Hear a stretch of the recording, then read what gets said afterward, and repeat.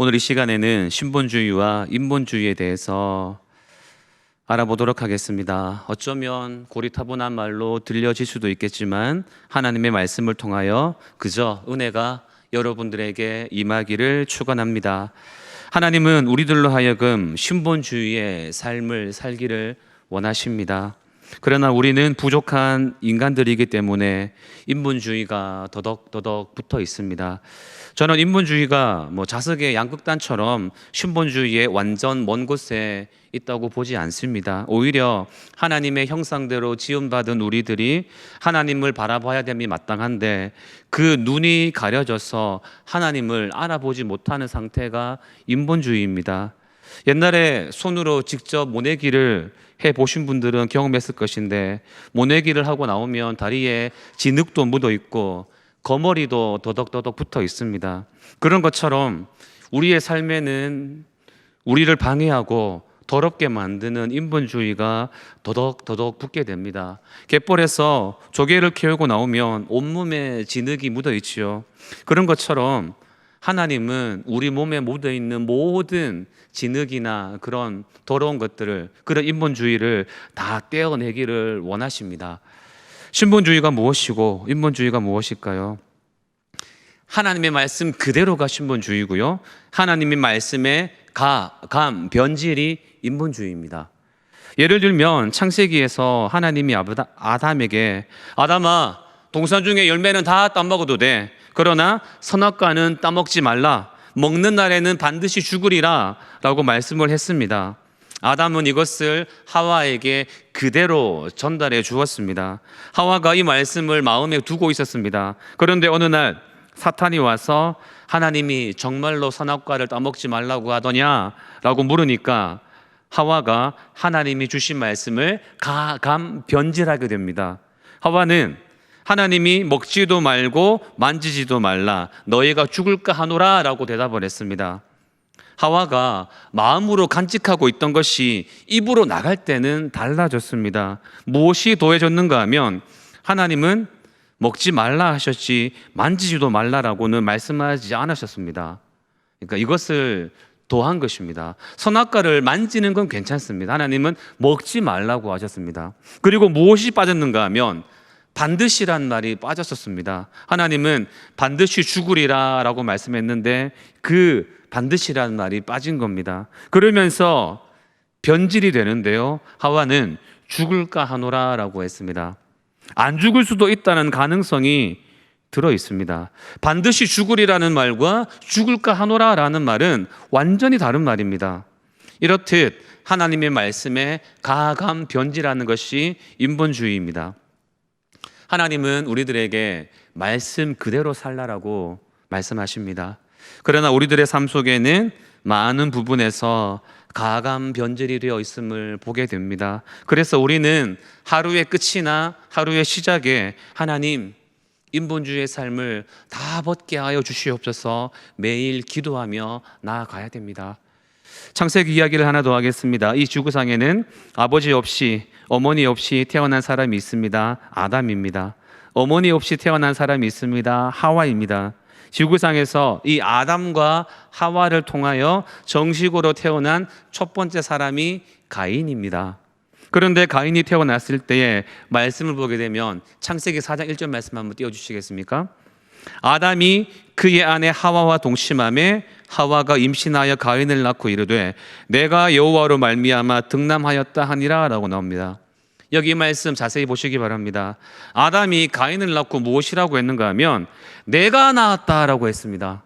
그러니까 정식으로 태어난 첫 번째 아들을 바라보면서 내가 낳았다, 내가라는 말이 중심이 되었습니다. 그런데 이 아들이 나중에 동생을 죽이는 살인자가 됩니다.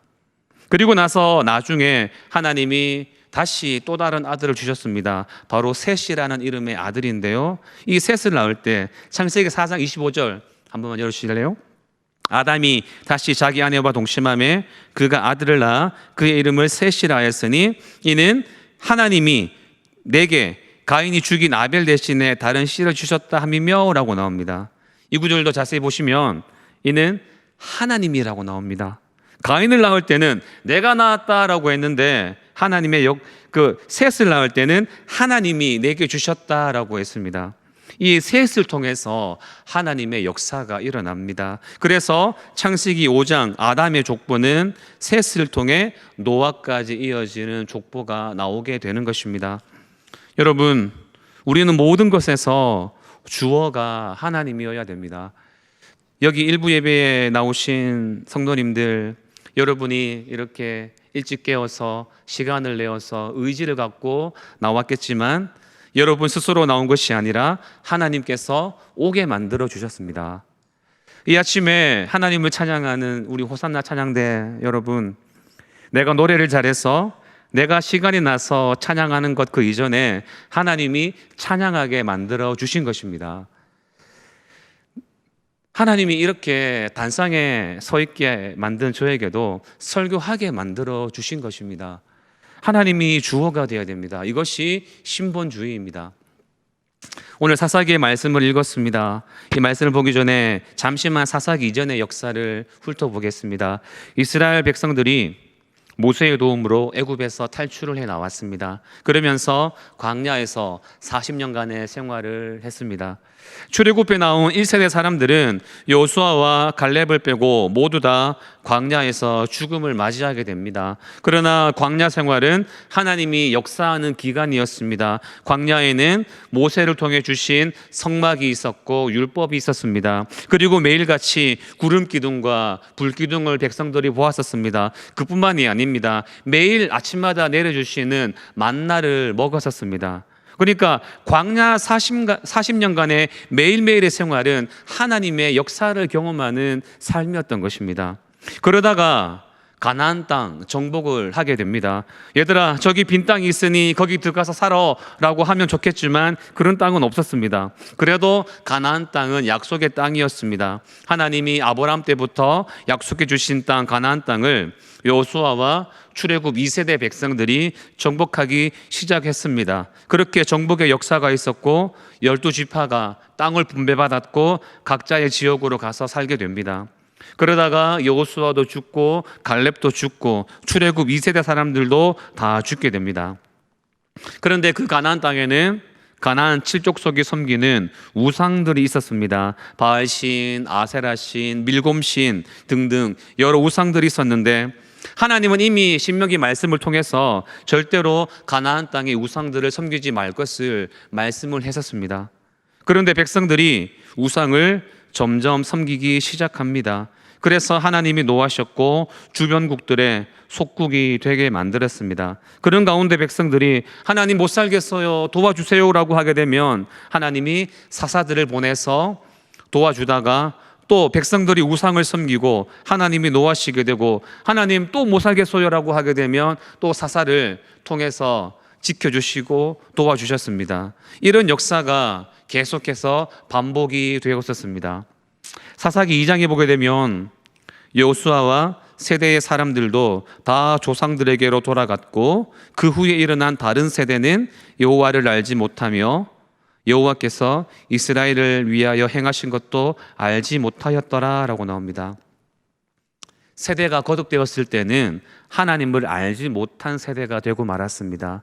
전혀 하나님을 모르는 세대가 왔습니다. 그런 때에도 하나님은 살아 있었습니다. 그런 사사시대에 하나님이 하나님을 찾는 영적인 사람이 있는가 이렇게 두루 살피고 있었습니다. 다 하나님을 모르고 있습니다. 그런데 하나님은 그런 풍조 속에서도 하나님을 온전히 신뢰하는 한 가정을 찾고 계셨던 것입니다. 그 가정을 통해서 사사를 일으킬 계획이 있었습니다. 하나님의 원초적인 계획입니다. 어느 가정을 세울까? 어느 가정을 세울까? 찾고 있었습니다. 그런 가운데 하나님의 눈에 띈 가정이 있었습니다. 그 가정은 신본주의 가정이었고 그 가정이 바로 마노아의 가정이었습니다. 여러분, 이 말씀을 마치고 나면 이 마노아 가정처럼 하나님이 찾으시는 가정이 여러분들의 가정이 되어서 신본주의 가정, 신본주의 사람이 될 수 있기를 바랍니다. 남편도 신본주의, 아내도 신본주의 가정, 이 마노아의 가정을 보게 되면 이렇습니다. 어느 날 하나님이 마노아의 가정을 보았습니다.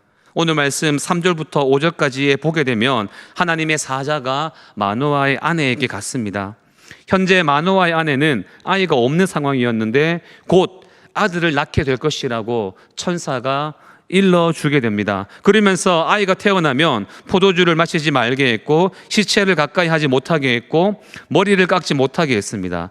나신으로 길러라고 했던 것입니다. 아내는 그렇게 하겠다고 했고 그렇게 삼손이 태어났고 그 삼손이 블레셋으로부터 이스라엘을 지켜내는 사사가 되었습니다. 무엇이 이런 가정에 사사를 태어나게 했을까요?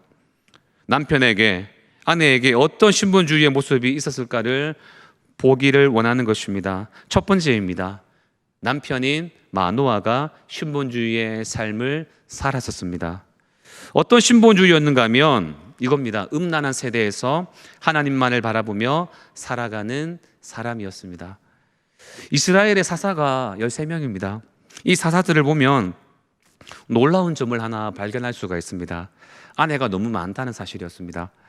대표적인 사람이 기드온입니다. 기드온 하면 삼명용사가 떠오릅니다. 제가 지금 사사들의 믿음을 격하하려고 하는 말은 아닙니다.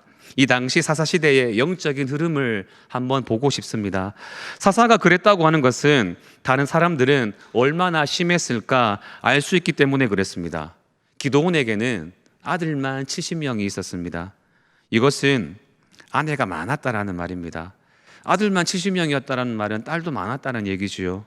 이런 아내가 많은 중에 이 기드온이 세겜에서 첩도 얻었는데 그 첩에서 나온 사람이 아비멜렉이었고 이 아비멜렉은 자기의 배다른 형제 한 명만 남기고 다 죽이는 엄청난 일을 저지르고 맙니다. 이 당시에 사사시대의 상황을 살펴보시기 바랍니다. 야일이라고 하는 이름의 사사도 있었는데 아들이 30명이었습니다. 입산이라고 하는 사사도 있었습니다. 그에게도 아들 30명과 딸 30명이 있었습니다. 압돈이라는 사사에게는 아들 40명이 있었고 손자도 30명이 있었습니다. 사사시대의 영적인 흐름이었습니다. 백성들이 굉장히 음란한 시대를 살고 있었다라는 말입니다.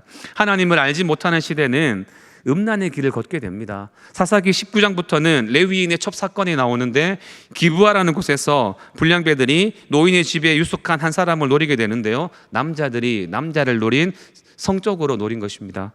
이 세대의 흐름이었습니다. 그런 가운데 이 마노아를 보게 되면 마노아의 아내에게는 아이가 없었습니다. 아이를 못 낳는데도 불구하고 이 마노아는 다른 여자를 보지 않았습니다. 아이를 못 낳는데도 첩을 얻지 않았습니다. 다른 가정들은 있어도 다른 첩을 얻는데 마노아는 그렇게 하지 않았습니다.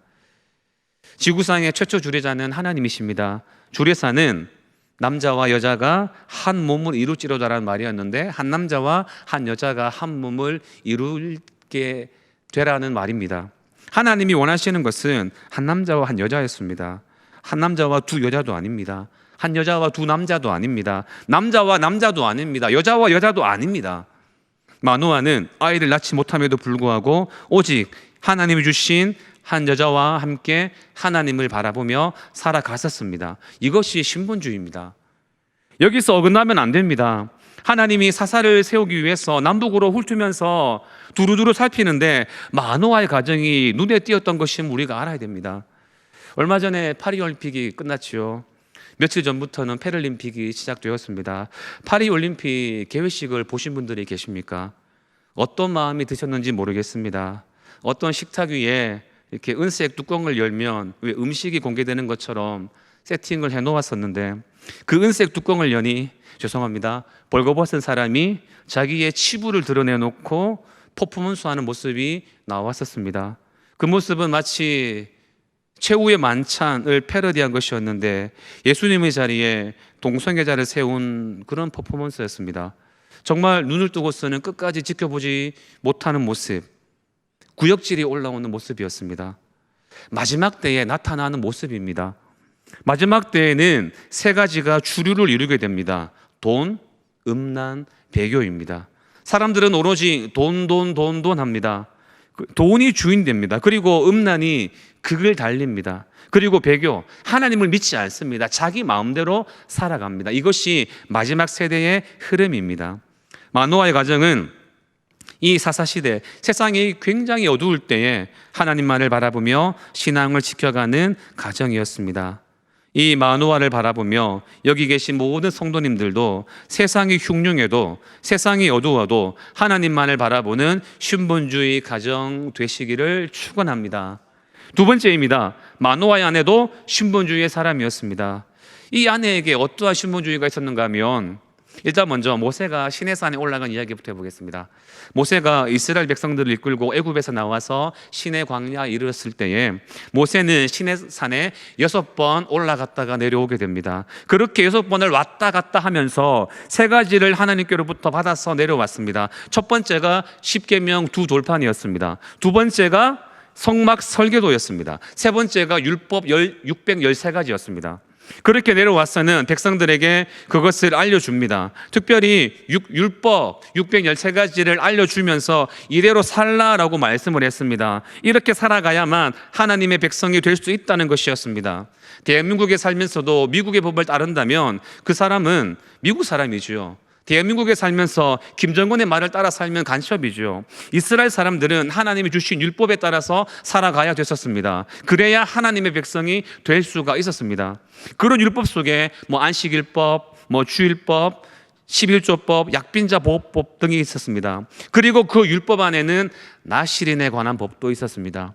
당연히 모세는 이 모든 법들을 백성에게 전파했습니다. 그리고 모세는 시간이 지나서 느보산에서 죽었습니다. 그러다가 여호수아 사사기 시대로 이어져 내려왔습니다. 적어도 300년의 기간이 흘렀습니다.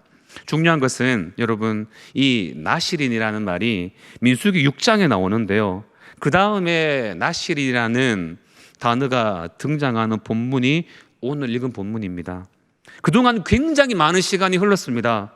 그 중에 어떤 사람은 나실인법을 지키며 살아갔을 수도 있었을 것입니다. 그러나 오늘 성경이 보여주는 것, 모세 이후에 이 마노아가 살던 이때에 나실이라는 말이 처음 등장하고 있다는 것입니다. 어쩌면 나실인을 지킨 사람이 그동안 없었다고 해석해 볼 수도 있는 것입니다.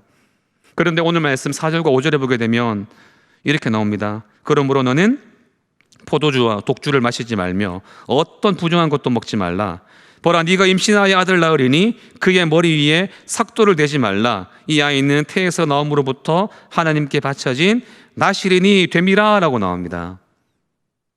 여호와의 사자가 마노아 아내에게 나타나서 나실인법을 이야기했습니다. 그랬을 때에 마노아의 아내는 이것을 아멘으로 받아들였습니다. 마노아의 아내는 나실인이 무엇인지 알았습니다. 무슨 말이냐면 하나님과 대화가 통했다라는 말입니다. 이것이 무엇을 말해주는가 하면 마노아의 아내는 평소에 율법을 공부하고 있었다는 말입니다. 여호수아가 죽고 그 다음 세대들은 하나님을 모르고 지내왔었습니다.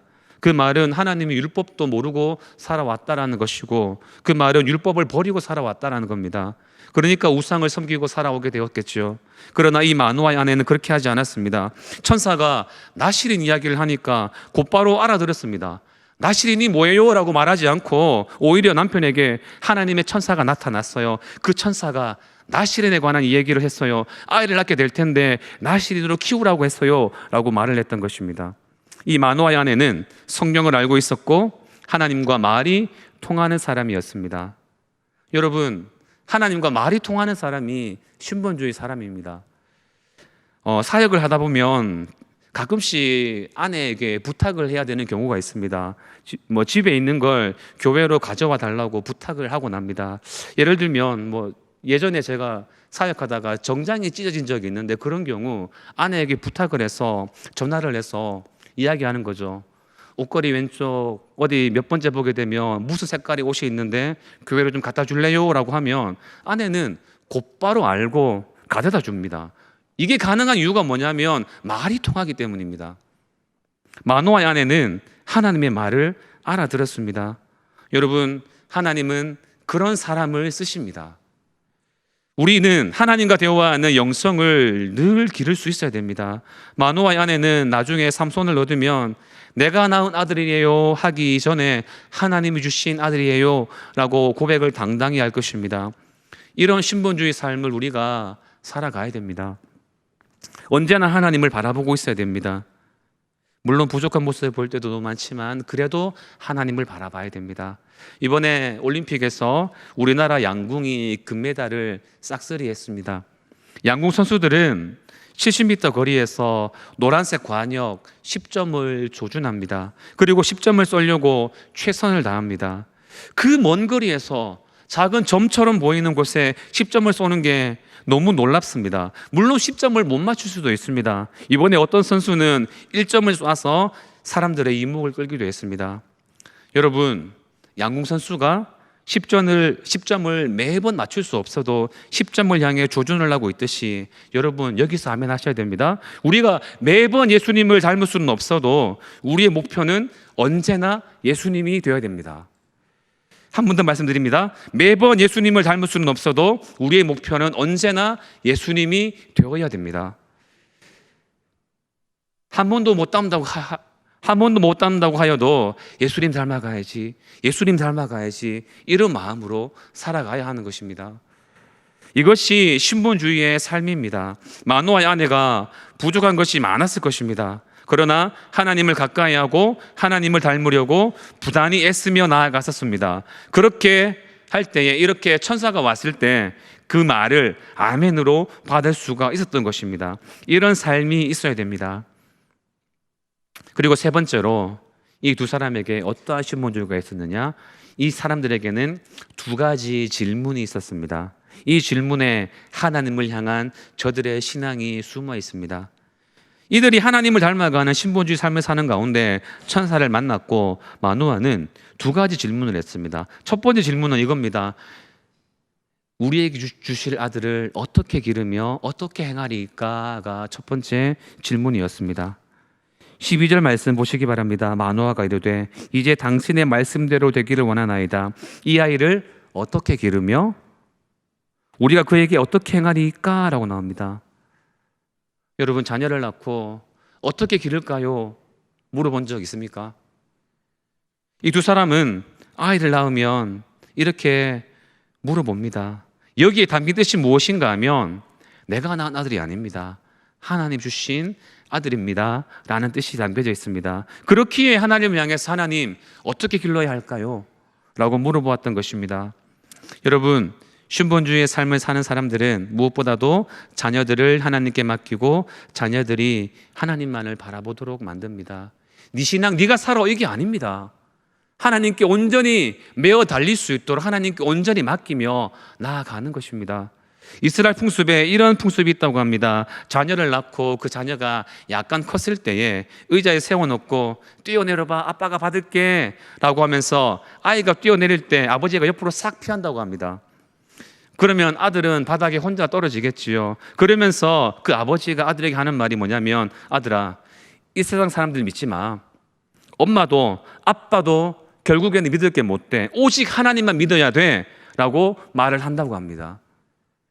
여러분, 하나님만을 믿고 나아가야 한다라는 말입니다. 마노아는 하나님 어떻게 기를까요? 라고 이렇게 질문을 했습니다. 여러분, 요즘 인본주의가 너무 득세하고 있습니다.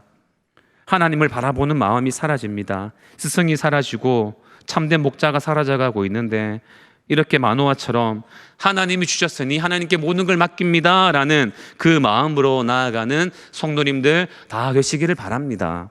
두 번째 질문은 뭐냐면 당신의 이름이 무엇이니까? 라는 질문이었습니다. 17절 말씀 보시기 바랍니다. 마노아가 또 여호와의 사자에게 말하되 당신의 이름이 무엇이니까?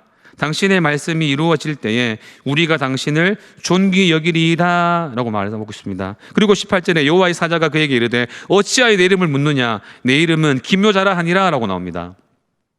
당신의 이름이 뭐예요? 라는 질문에 내 이름은 기묘자다라고 했습니다. 기묘자는 영어로 원더풀입니다. NIV 성경에는 beyond understanding이라고 표현되어 있습니다. 그러니까 놀라운 일을 행하시는 분, 우리 인간의 이성의 범주를 뛰어넘으시는 분, 그렇게 하나님을 소개하고 있습니다. 하나님은 마노아에게 이렇게 기묘자라는 말을 가르쳐 주면서 모든 것이 하나님이 하시고 우리의 능력으로 할 수 없는 일도 하나님이 하시는 분임을 가르쳐 주셨습니다. 마노아가 삼손을 낳았습니다.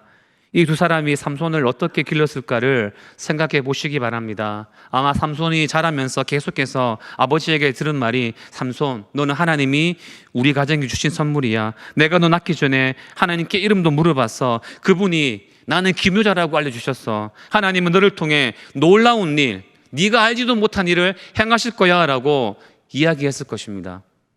삼손은 부모님으로부터 그런 기묘자의 말을 많이 들었고, 그것이 능력으로 나타나서 삼손이 사역하던 때에 튼튼한 밧줄을 끊어버렸고 나귀 턱뼈로 1,000명을 쓰러뜨렸고 사자의 입을 찢는 그런 능력을 삼손이 경험하게 되는 것입니다. 기묘자가 그의 인생 가운데 역사하여 주신 것입니다. 여러분, 우리의 모든 삶은 놀라운 일들의 연속입니다. 신본주의로 살아가는 사람의 삶에는 우리의 생각을 뛰어넘는, 그 넘어서 행하시는 하나님의 역사하심이 있습니다. 반드시 있습니다. 우리가 이것을 늘 고백하며 나아가야 됩니다. 여기 있는 성도님들 중에는 어쩌면 죽을 뻔했었다가 살려준 경험을 가지고 계신 분들도 있을 것입니다. 자칫 잘못하면 교통사고 나서 죽을 수도 있었는데 지켜주신 경험, 아니면 불치병을 얻었었지만 하나님이 은혜 주셔서 치료된 경험을 가진 분들도 계실 것입니다. 기묘한 하나님을 경험한 것입니다. 어떤 이는 전혀 예상하지 못한 길로 인도함을 받았는데 시간이 지나고 보면 하나님이 이렇게 선한 길로 인도하셨구나 고백하는 성도들도 있을 것인데요, 이 또한 우리의 생각을 뛰어넘어서 역사하시는 하나님의 역사하심입니다. 이것은 몇몇 사람들에게만이 아니라 예수를 믿고 나아가는 모든 이들이 겪게 될 하나님입니다. 앞으로도 하나님은 놀라운 일을 보게 만들어 주실 것입니다. 우리의 궁극적인 삶의 끝에는 하나님의 나라라고 하는 우리가 전혀 상상하지 못한 일들이 있을 것인데요, 그 하나님의 나라에는 정말로 우리가 이 땅에서는 비교할 수 없는 일들이 있게 될 것입니다. 하나님만 바라봐야 됩니다. 하나님께로 목표해야 됩니다. 우리 하나님은 이렇게 놀라운 일, 기묘한 일들이 넘쳐나는 것입니다. 하나님만을 바라봄으로 나아갈 때 그런 일들 우리가 고백함으로 나아갈 수가 있는 것입니다. 이것이 신본주의의 삶입니다. 오늘 말씀의 결론을 맺겠습니다. 오늘날이 사사시대의 삶일 수 있습니다. 마지막 때를 걷는 삶일 수 있습니다. 그러나 그런 가운데서도 오늘의 마노아 가정처럼 하나님이 찾으시고 하나님이 쓰시는 사람, 그런 가정이 되어야 됩니다. 그러려면 날마다 하나님과 동행하는 신본주의의 삶이 늘 있어야 되겠습니다. 아침 저녁으로 기도하실 때 인본주의 삶을 벗게 하소서, 하나님만 바라보게 하소서, 이렇게 기도하며 나아가는 하나님의 귀한 백성들 다 되시기를 주님의 이름으로 축원합니다.